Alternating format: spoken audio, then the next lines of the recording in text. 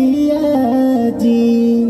ए मुखिया जी मन होके तो बोली कोई बतास वाला गोली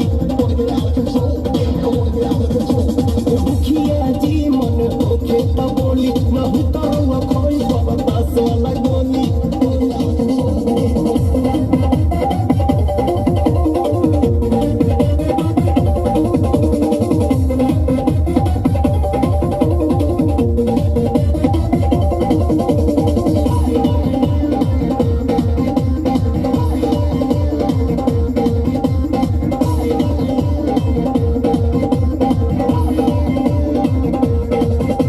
इतना बेहाल भइल बानी कहीं तो रंगना में लिख दी जवानी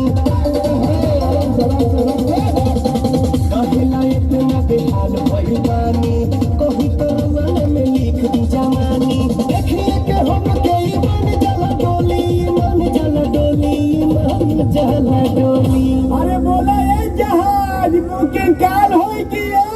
ए मुखिया जी ए मुखिया जी मन होके तो बोली नहीं तो खाई बरदास वाला गोली।